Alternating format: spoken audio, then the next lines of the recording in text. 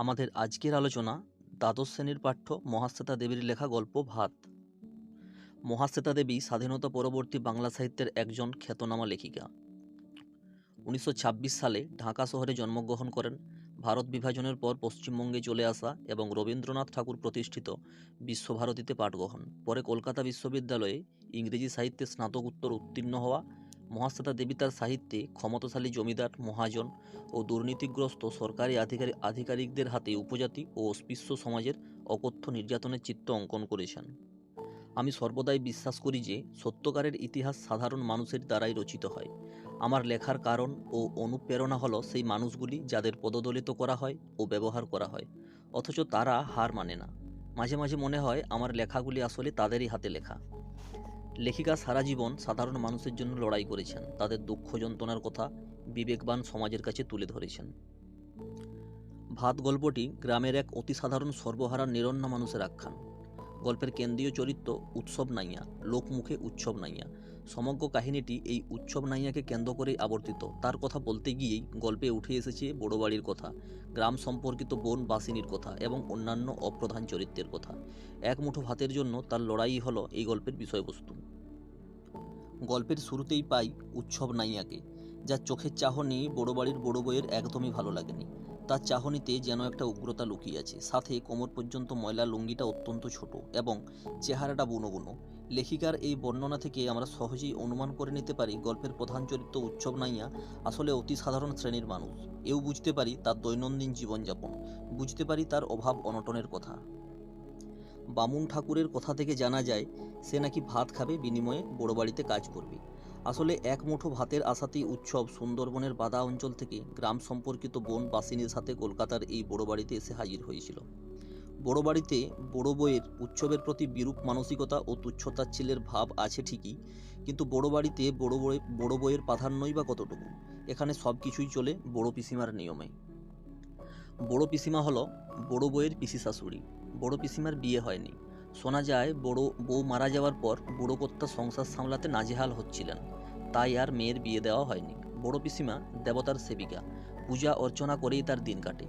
এছাড়াও বড় পিসিমা চিরকাল সংসারের হেঁসেল দেখেছেন, ভাড়াটে বাড়িতে মিস্ত্রি লাগিয়েছেন এবং বাবার অর্থাৎ বুড়ো কর্তার সেবাও করেছেন। বাড়িতে বুড়ো কর্তার অন্তিম দশা, সেই বুড়ো কর্তাকে বাঁচানোর চেষ্টাতেই হোমযজ্ঞের আয়োজন করা হয়েছে। কর্তার বয়স 82 বছর। বড় বাড়িতে ব্যস্ততার পরিবেশ লক্ষ্য করা যায়। মেজ বউ উনুন পাড়ে বসেছে, শাশুড়ির পাছে মাছ খাওয়া ঘুচে যায়, তাই কদিন ধরেই বাড়িতে ইলিশ, পাকা পোনা, চিতল, ভেটকি মাছের যজ্ঞ লেগেছে। রান্নাবান্না করে শাশুড়িকে খাওয়ানোই হলো মেজ বউয়ের কাজ। বাড়ির সেজো ছেলে বিলেতে থাকে, ছোট বড় ও মেজো দেদার ঘুম দিচ্ছে। এ বাড়িতে ছেলেরা 11টার আগে কেউ ঘুম থেকে ওঠে না, সেই জন্য তাদের চাকরি করা হয়ে ওঠেনি। অবশ্য 18খানা দেবত্ব বাড়ি আর অন্তহীন জমি থাকলে কাজ করেই বা কে? শ্বশুরের ঘরে বসে বড় বউ ভাবতে চেষ্টা করে শ্বশুর মারা গেলে সেই অবস্থাটা কেমন হবে, ভাবতে চেষ্টা করে তখনও চাঁদ সূর্য উঠবে কিনা। শ্বশুরের জন্য তাকে কত কিছুই না করতে হতো। ইসব গুল দিয়ে শরবত করতে হতো, রান্নার ঠাকুর থাকা সত্ত্বেও বড় বউকে করতে হতো রুটি লুচি, বিছানা পাতা, পা টিপে দেওয়া। বড় বউ ভাবতে থাকে সেসব কি আর করতে হবে না? লিভারে ক্যান্সার বলে কথা, ডাক্তারেরা হাল ছেড়ে দিয়েছে বলেই তো ছোট বউয়ের বাবা তান্ত্রিক নিয়ে এসেছেন। বেল, কেওড়া, অশ্বত্থ, বট, তেঁতুল গাছের কাঠ এসেছে আদমন করে, সেসব এক মাপে কাটতে হবে। কালো বেড়ালের লোম আনতে গেছে ভজন চাকর, এমনি আরও কত কি ফরমাস। উৎসবের এখানে কাজ হলো কাঠ কাটা।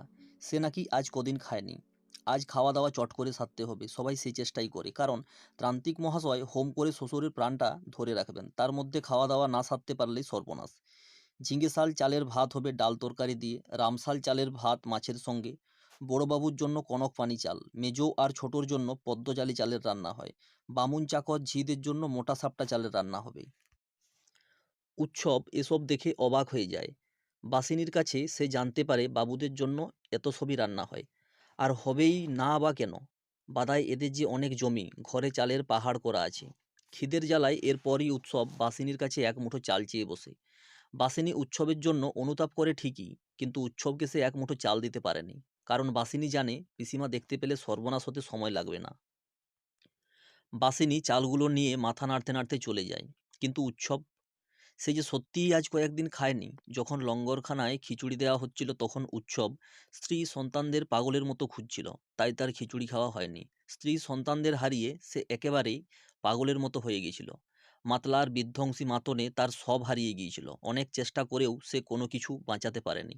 নিজের স্ত্রী সন্তানকেও না, টিনের মুখবন্ধ কৌটাটাকেও না, যার মধ্যে ছিল নিভুই উৎসবের জমি চেয়ে সরকারের কাছে দরখাস্ত। উৎসব নাইয়া, পিং হরিচরণ নাইয়া। রান্নার খিচুড়ি তো সে পায়নি, তাই রিলিফের চাল চিবিয়েই সে কয়েকটা দিন কাটিয়েছিল। এরপর পরিস্থিতি যখন একটু স্বাভাবিক হয়, যখন গ্রামের আর সকলে মাছ, গুগলি, কাঁকড়া যা পাচ্ছে ধরে ধরে খাচ্ছে, তখন উৎসব কলকাতা যাবে বলে মনস্থির করে নিয়েছে। সে জানতো কলকাতায় বাসিনীর মনিব বাড়িতে ওঢেল ভাত। সে কথা অবশ্য গ্রামের সবাই জানে। বউ ছেলে হারিয়ে সে যেন কেমন একটা হয়ে যাচ্ছিল। কোনো কিছু সে গুছিয়ে ভাবতে পারতো না। তার প্রথমেই মনে পড়ে গোছ আসার আগেই ধান থেকে সবুজ রং চলে যাচ্ছে। কার্তিক মাসেই ধান খড় হয়ে গেল। উৎসব কাঁদতে থাকে। মনিবের ধান যায় তো উৎসব কাঁদে কেন, সাধনবাবু জানতে চায়।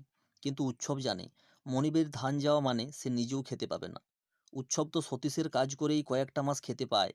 উৎসবের মনে পড়ে অনেক দিন বাদে সেদিন সে পেট ভরে খেয়েছিল হিঞ্চে সেদ্ধ, গুগলি সেদ্ধ, নুন আর লঙ্কা পোড়া দিয়ে। খেতে খেতে চন্নুনির মা বলেছিল, দেবতার গতিক ভালো নয়কো। তারপরই কোথা থেকে কি হয়ে গেল। উৎসবের যতটুকু মনে পড়ে, ঘরের মাঝ খুঁটিটা সে মাটির দিকে শক্ত করে চেপে ধরেছিল আর চিৎকার করে ডেকেছিল ভগবানকে। কিন্তু এমন দুর্যোগের সময় যে ভগবান কোনো কাজেই লাগে না তা তার জানা ছিল না। উৎসব ভাবে, আজ যদি চন্ননীর মা বেঁচে থাকতো তাহলে উৎসবের গায়ে শত হাতির বল থাকতো। এই সব ভাবতে ভাবতে হঠাৎ বড় পিসিমার রাগ ও বিরক্তিতে খনখনিয়ে ওঠে। বলে, কাঠগুলো দাঁড়িয়ে দেখছো যে, হাত চালাও। উৎসব আবারও কাঠ কাটতে থাকে। ফুটন্ত ভাতের গন্ধ তাকে উতলা করে তোলে। এমন সময় বাসিনী লুকিয়ে লুকিয়ে তাকে ঠোঙায় করে ছাতু দিয়ে যায়। বাইরে গিয়ে ছাতুটুকু খেয়ে সে জল খায়, কিন্তু সে খাওয়া অনেকটা সাগরে শিশির পড়ার মতো। উৎসব টের পায় না কিছু। সে আবার ফিরে আসে। চারিদিকে তোড়জোড় চলতে থাকে। উৎসব বুকে বল পায়, কারণ সে ভাত পাবে আজ। উৎসব ভাত খাবে। সতীশবাবু বলেছে, বউ ছেলে মরলে লোকে পাগল হয়ে যায়, কিন্তু উৎসব ভাত ভাত করছে দেখো। কিন্তু উৎসব বলেছিল, তুমি কি বুঝবে সতীশবাবু? নদীর পাড়েও থাকো না, মেটে ঘরেও থাকো না, দেশজোড়া দুর্ভিক্ষেও তোমার ঘরে রান্না হয়। সতীশবাবু উৎসবকে ভাত খেতে দেয়নি। তার ধারণা উৎসবকে ভাত দিলেই পালে পালে পঙ্গপাল জুটবে। এইসব ভাবতে ভাবতে উৎসব কাঠ কাটা শেষ করে। 2.5 মণ কাঠ সে কেবল ভাতের আশাতেই কেটে ফেলেছে, নইলে দেহে শক্তি ছিল না। কাঠগুলো সে জায়গায় রেখে উঠোন ঝাড় দেয়। তারপরও পিসিমাকে দেখতে পেয়ে শুধোয় সে বাইরে গিয়ে বসবে কিনা। যদিও পিসিমা কথার জবাব দেয় না। বাসিনীর কথায় উৎসব অগত্যা বাইরে গিয়েই বসে। উৎসব মন্দিরে গিয়ে বউ সন্তানদের কথা ভাবতে ভাবতে কখন যেন ঘুমিয়ে পড়ে। অনেক সময় পরে ঘুম ভাঙে কারোর পায়ের ধাক্কা খেয়ে। তখন সাঁঝবেলা। উৎসব ঘাবড়ে যায়। রাস্তায় বেশ কয়েকটা গাড়ি ও লোকের জটলা দেখে। কি হয়েছে জানতে চাইলে কেউই তার কথার উত্তর দেয় না। বাসিনীকে দেখতে পায় উৎসব, তবে খুব কর্মব্যস্ততাও দেখে। কে যেন বলে ওঠে, কেত্তন না এলে বেরুতে নেই। বড় পিসিমা জানতে চায় কেউ চন্দন বাটছে কিনা। উৎসব পাঁচিলে ঠেস দিয়ে ভাবতে থাকে কত যে সময় যায়। তারপর মস্ত খাট আসে। অনেক তোড়জোড় চলতে থাকে। মেয়েরা কান্নাকাটি করে। অবশেষে দক্ষ সব বাহকরা রাত 1টার পর বুড়ো কর্তাকে বোম্বাই খাটে করে নিয়ে চলে যায়। এরপরই পিসিমা বলে বাসিনীকে সমস্ত খাবার পথে ঢেলে দিয়ে আসতে, কারণ ঘরদৌড় মুক্ত করতে হবে যে। উৎসবের মাথার মধ্যে যে মেঘ চলছিল তখনই তা সরে যায়। সে বুঝতে পারে সব ভাত ওরা পথে ফেলে দিতে চাইছে। বাসিনী বলে, ধরো দেখি দাদা। উৎসবের মাথায় এখন বুদ্ধি স্থির। সে জানে সে কি করবে। সে ভাতের বড় ডেকচিটা নিয়ে বলে, যাই দূরে ফেলে দিয়ে আসি। এরপর বেরিয়ে এসে সে হনহনিয়ে হাঁটতে থাকে। ভাত, বাদার ভাত এখন তার হাতে। বাসিনীর তখন বুঝতে বাকি থাকে না ঠিক কি ঘটতে চলেছে। তাই সে বলে, অসুচ বাড়ির ভাত খেতে নেই দাদা। উৎসব ফিরে দাঁড়ায়। তার চোখে তখন বীভৎস ক্রোধ। বাসিনী ভয়ে থমকে দাঁড়ায়। প্রায় এক নিঃশ্বাসে উৎসব স্টেশনে পৌঁছে যায়। এক মনে বসে খাবল খাবল ভাত খায়। ভাতে হাত ঢুকিয়ে সে সর্বসুখ পায়। যে সুখ চুন্নুনির মা পর্যন্ত তাকে কোনোদিন দিতে পারেনি। নিজে খায় আর মনে মনে বউ সন্তানদের সে ভাত খাওয়ায়। এরপর পেটে গরম ভাত পড়ায় সে সেখানেই ঘুমিয়ে পড়ে। সকালে পেতলের ডেকচি চুরির অপরাধে উৎসবকে মারতে মারতে থানায় নিয়ে যাওয়া হয়। আসল বাদাটার খোঁজ আর করা হয় না উৎসবের। যে বাদায় শুধু রকম রকম চাল পাওয়া যায়, উৎসবের বাদায় তো শুধু গুগলি গেঁড়ি, কচু শাক পাওয়া যায়। যাই হোক, সেই বাদাটার খোঁজ আর করা হলো না। সেটা বড় বাড়িতেই থেকে যায় অচল হয়ে। ভাত গল্পের প্রেক্ষাপট রচিত হয়েছে সুন্দরবন অঞ্চলের এক হতদরিদ্র ভাগ চাষিকে কেন্দ্র করে, যে কিনা বছরের বেশিরভাগ সময় অভুক্ত থাকে। খামখেয়ালি প্রকৃতির রোষের শিকার উৎসব স্ত্রী সন্তান হারিয়েও কিভাবে এক মুঠো ভাতের জন্য অমানবিক সমাজের সাথে লড়াই করেছে এবং তার করুণ পরিণতি এই গল্পের বিষয়বস্তু। একদিকে খেতে না পাওয়া মানুষের তীব্র আত্মযন্ত্রণা, অন্যদিকে অঢেল ভাতের গল্প, অপচয়ের কথা। লেখিকা উৎসব চরিত্রটিকে রক্তমাংস দান করে জীবন্ত মানুষ করে তুলেছেন এবং সর্বোপরি আমাদের অশ্রুসিক্ত করে গেছেন অনায়াসে।